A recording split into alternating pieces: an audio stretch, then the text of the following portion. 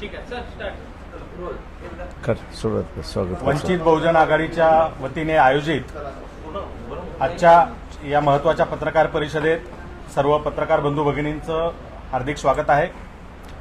आज या पत्रकार परिषदेला वंचित बहुजन आघाडीचे राष्ट्रीय अध्यक्ष ॲडव्होकेट बाळासाहेब आंबेडकर, प्रदेशाध्यक्ष रेखाताई ठाकूर, प्रदेश उपाध्यक्ष डॉक्टर धैर्यवर्धन पुंडकर, प्रदेश प्रवक्ता फारुक अहमद, प्रदेश उपाध्यक्ष अरुंधतीताई शिरसाट, पक्षाचे नेते अशोक भाऊ सोनोने, प्रवक्ता राजेंद्र पातोडे, जिल्हाध्यक्ष प्रमोद देंडवे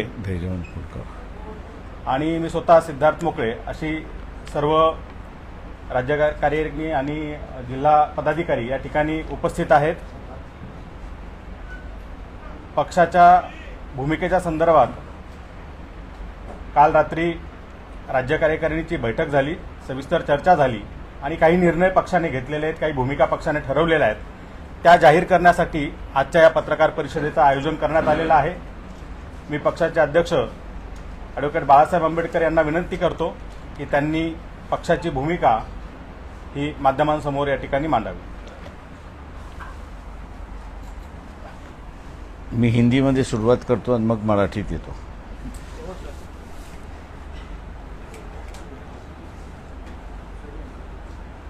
कल महाराष्ट्र स्टेट कमेटी की बैठक हुई. उस बैठक में कुछ निर्णय हुए कि जिसकी मैं जानकारी आपको दूंगा, लेकिन उसके पहले कल जो है जरांगे पाटिल इनके साथ में बातचीत हुई. उस बातचीत करते समय फारूक अहमद और किशन चौहान ये दोनों मेरे साथ में थे. दोनों स्टेट कमेटी के मेंबर्स हैं. विस्तार से बातचीत हुई और विस्तार से बातचीत होने के बाद तय कर लिया गया कि ओबीसी समूह को जो है, जो उम्मीदवारी नहीं दी जाती थी, जो गठबंधन उनके साथ में होने जा रहा है, उसमें ओबीसी की गठबंधन होगी. दूसरा जो है मुस्लिम समुदाय जो समाज है उनको उम्मीदवारी नुमाइंदगी दी जाएगी. जैन समाज को भी वैसे उम्मीदवारी दी जाएगी. बदलाव की जो राजनीति है, उस बदलाव के राजनीति को नए आयाम से शुरुआत करना, ऐसी वहां पर चर्चा हुई. और ज्यादा से ज्यादा उम्मीदवार जो है वो गरीब समाज से हो और उनको ही अपन लोग आगे लाएंगे, ऐसी एक परिस्थिति हुई.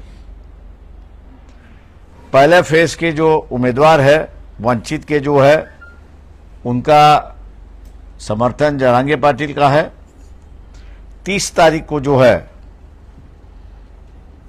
उन्होंने अपने संगठन के माध्यम से, अपने लोगों के माध्यम से इलेक्शन में किस तरह हिस्सा लेना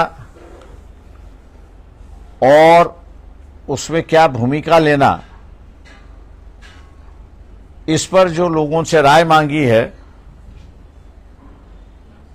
इसलिए उन्होंने कहा कि 30 तारीख तक अपन इसका फैसला ना करें तो अच्छा है. उस बात को हम लोग ने मान लिया है और 30 तारीख के बाद जो सीटें अभी हम लोग यहां पे अनाउंस करेंगे, बाकी की सीटों पर जो है दोनों मिलके फैसला करेंगे, ऐसी एक परिस्थिति है. दोनों की तरफ से किसी भी कैंडिडेट को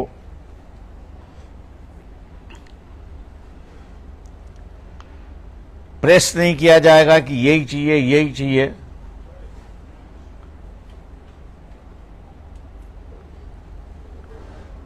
लेकिन जो साफ सुथरी है,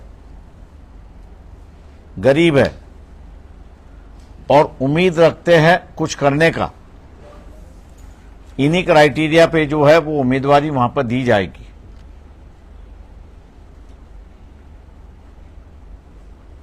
जो लिस्ट है बाकी के सीटों का जो है वो 2 तारीख तक फाइनल हो जाएगी, ताकि 4 तारीख के जो उम्मीदवार, आखिरी दिन के जो उम्मीदवार है, उनको फॉर्म भरने का मौका मिले, ऐसी एक परिस्थिति है।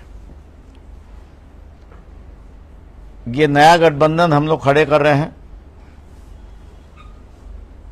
जो हमारे साथ आना चाहते थे उनसे भी हमने कहा था कि भैया जरांगे पाटिल का जो फैक्टर है उसको इग्नोर करके नहीं चल सकते। मानने के लिए तैयार नहीं थे। वंचित बहुजन आघाड़ी का इस्तेमाल जो है वो परिवारवाद बचाने के लिए इस्तेमाल करना चाहते थे, कि जिसको हमने पूरी तरह से रिजिस्ट किया है। हम लोग इस बात को जानते हैं कि काफी बड़ी आलोचना होगी, लेकिन लोगों की अगर नस मैं अगर जानता हूं, अगर पहचान सकता हूं, तो आम जनता को परिवर्तन की जरूरत है। और वो परिवर्तन इसलिए चाहिए क्योंकि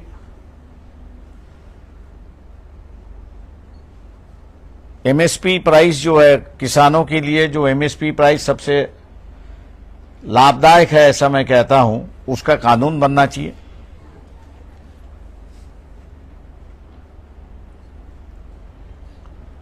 दूसरा जो बातचीत हुई वहां पर एग्रो इंडस्ट्री, कॉटेज और एग्रो इंडस्ट्री, इसको बढ़ावा देने की जरूरत है, जिससे एम्प्लॉयमेंट और ग्रामीण उद्योजक उससे निर्माण हो। ऐसे कई प्रोग्राम जो है जिन पे चर्चा हुई, सकारात्मक चर्चा हुई, और हम लोग ये मान के चलते हैं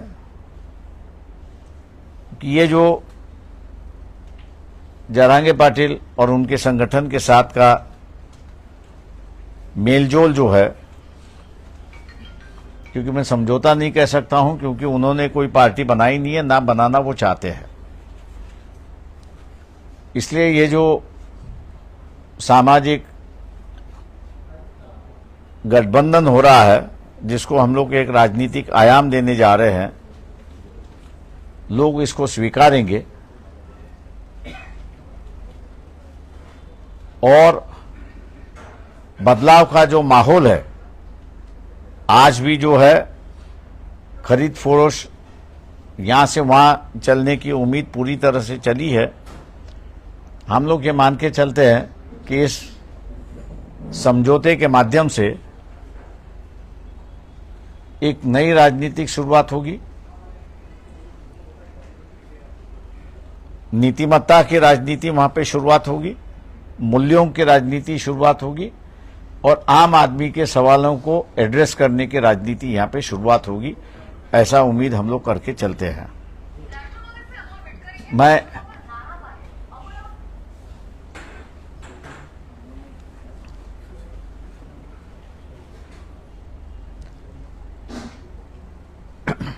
कल की जो बातचीत हुई उसका विवरण मैंने आपके सामने रखा हुआ है। फिलहाल अभी जो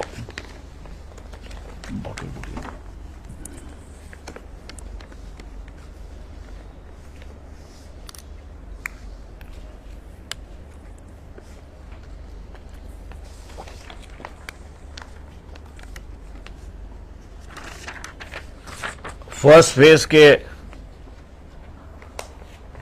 जो उम्मीदवार है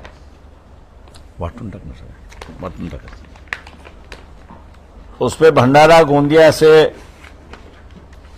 संजय गजानन केवट दीवर समाज से है, गढ़चिरौली चिमूर संजय गजानन केवट दीवर समाज से है, केवट। गढ़चिरौली चिमूर में से हितेश पांडुरंग मडावी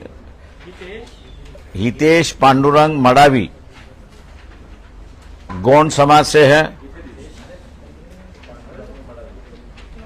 चंद्रपुर से राजेश वार्लूजी बेले, राजेश वार्लूजी बेले हे तेली समाजाचे आहेत.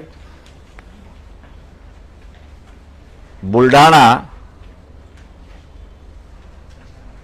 वसंत राजाराम मगर जी हैं, माली समाज के हैं. वसंत राजाराम मगर माली समाज के हैं.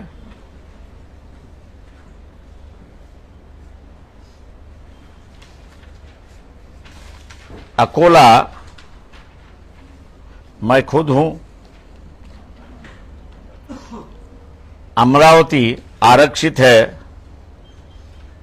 कुमारी प्राजक्ता तारकेश्वर पिल्लेवान.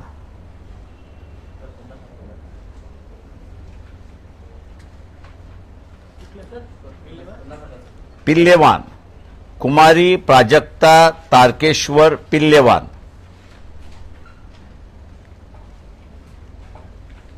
वर्धा जो है प्रोफेसर राजेंद्र सालुंके, ये कुंभी समाज के हैं.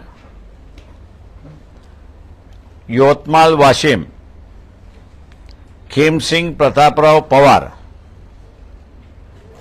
ये बंजारा समाज में से हैं.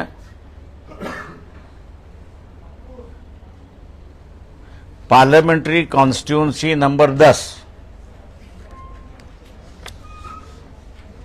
जो नागपुर की है, उस नागपुर के कॉन्स्टिट्यूंसी में इंडियन नेशनल कांग्रेस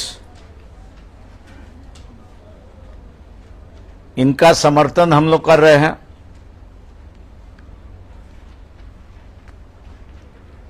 दूसरी बात जो कल के राज्य की कमेटी में डिसाइड हुआ,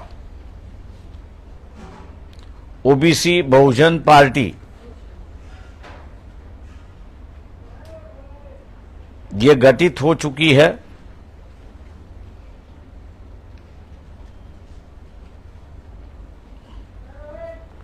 और सांगली पार्लियामेंट्री कॉन्स्टिट्यूंसी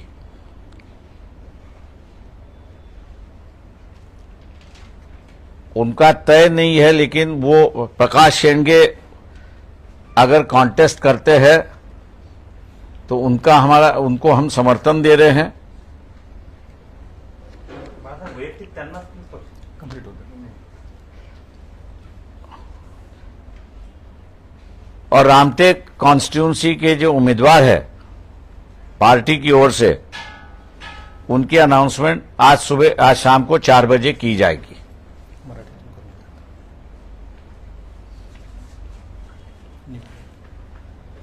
मराठीत सलग मराठीत एकदा बोला.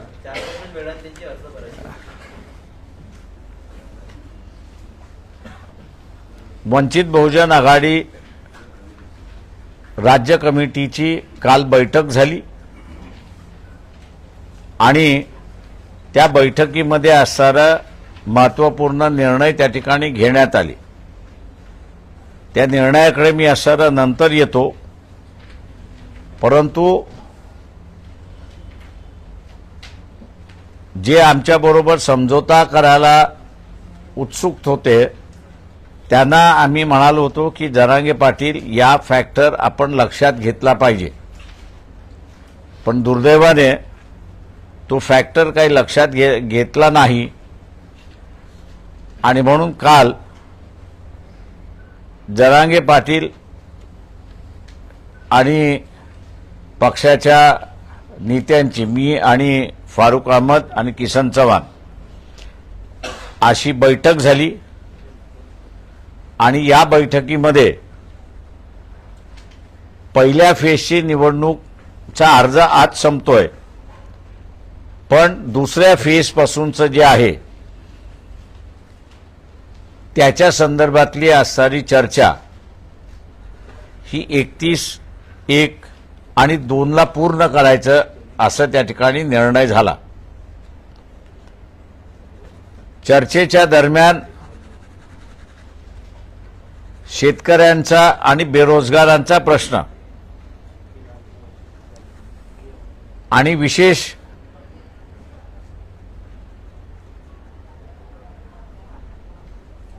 ॲग्रो इंडस्ट्री याला प्राधान्य कसं द्यायचं आणि ग्रामीण भागातून उद्योजक आणि व्यवसाय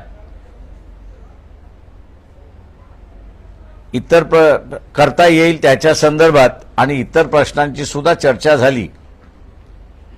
त्या सगळ्या महत्त्वाच्या चर्चेमध्ये आजपर्यंत ओबीसी समाजाचं लोकसभेमध्ये 1 किंवा 2 व्यक्ती सोडला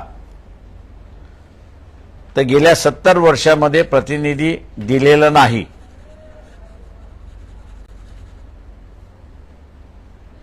तेव्हा यावेळेस ओबीसी भटके विमुक्त हा फॅक्टर लक्षात घेता या समूहातून उमेदवारी द्यायची आणि त्यांना जिंकूनही आणायचं. दुसरा, बीजेपीने जे मुस्लिमांचं आयसोलेशनचं राजकारण सुरुवात केलंय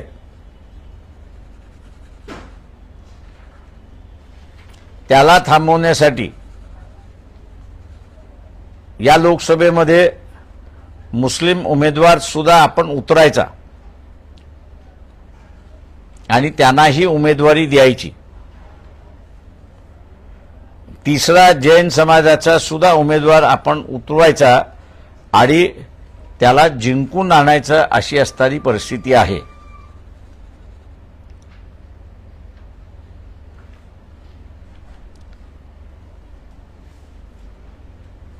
महाराष्ट्रामध्ये उपेक्षितांची, वंचितांची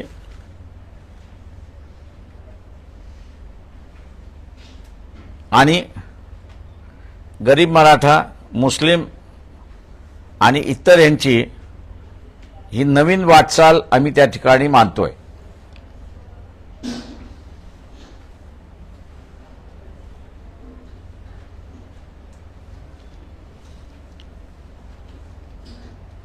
या वाटचालीला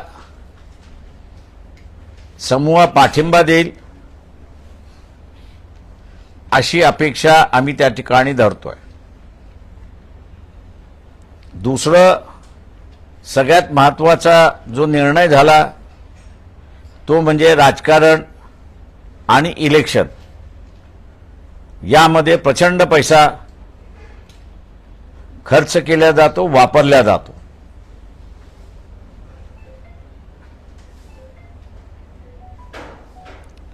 आणि त्यामुळे निवडून गेल्याची बांधिलकी ही मतदाराबरोबर राहत नाही, तर त्याला ज्यांनी डोनेशन दिलं त्याच्याशी त्याची बांधिलकी होते. ही परिस्थिती होऊ नये म्हणून गावागावानेच आणि कार्यकर्त्यांनी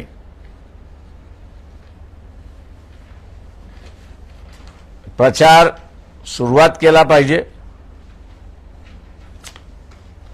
शासनाने नेमून दिलेल्या खर्चाच्या मर्यादेच्या आतमध्येच किंवा त्याच्यापेक्षा अर्ध्या खर्चामध्ये या निवडणुका पार पडतील असं प्रयत्न आमच्याकडून त्या ठिकाणी होणार आहे.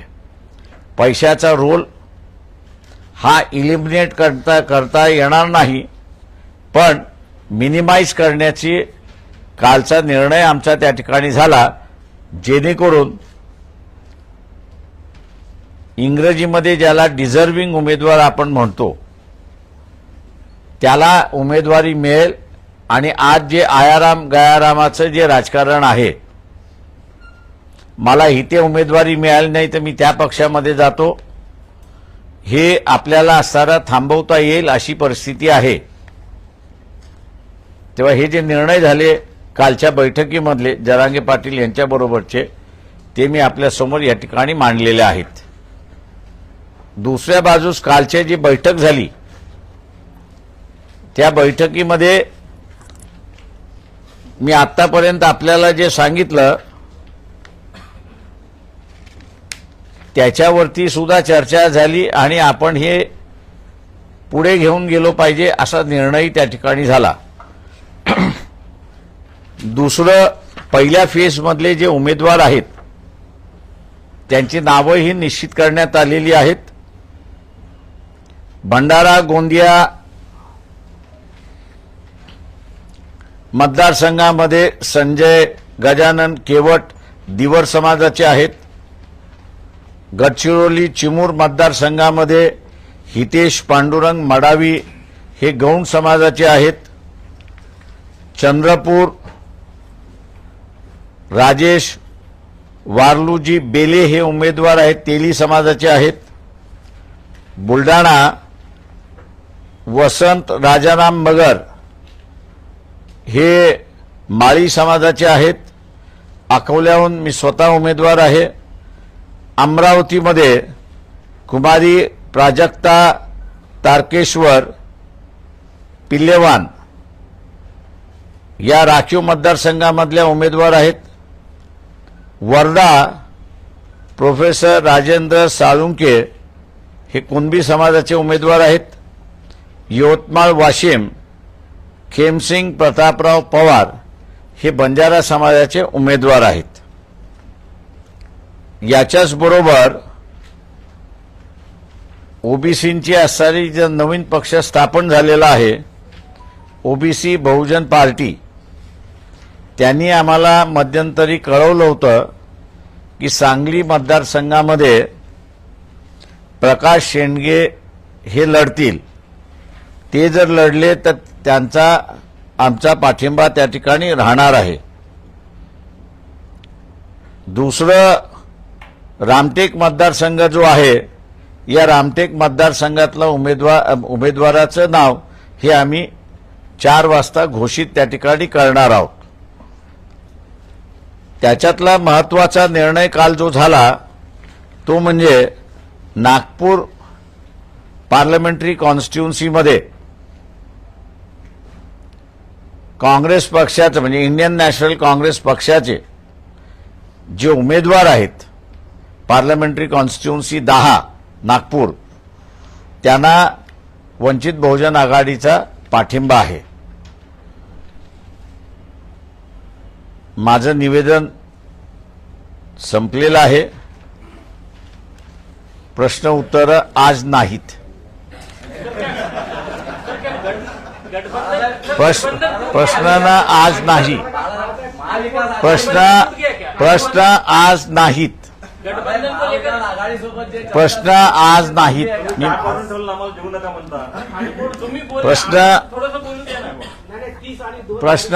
प्रश्न जे आहेत आज नाहीत.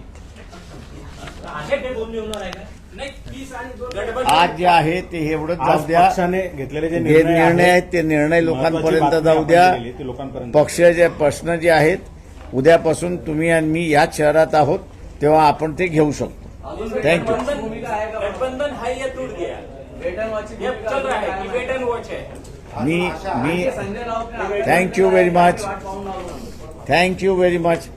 आज या ठिकाणी पत्रकार परिषदेला उपस्थित असलेल्या काय समजावं सर, सर्व आम्ही काय समजावं? पत्रकार बांधवांचे आम्ही समजावं का? आभार मानतो आणि सर्वांना विनंती करतो की पक्षाने रात्री उशिरापर्यंत बैठक घेऊन जे निर्णय घेतलेले आहेत ते जनतेपर्यंत पोहोचणं गरजेचं आहे आणि आमचं माध्यम तुम्ही आहात. त्यामुळं हे निर्णय जनतेपर्यंत पोहोचवा ही आम्ही तुम्हाला विनंती करतो. प्रश्नोत्तरांसाठी बाळासाहेब अकोल्यात आहेत. प्रवक्त्यांची अख्खी फळी तुमच्यासाठी तयार आहे. आजचा दिवस फक्त ही माहिती तुम्ही लोकांपर्यंत पोहोचवा. थँक्यू. चला. येस. थँक्यू. चला या. आभारी.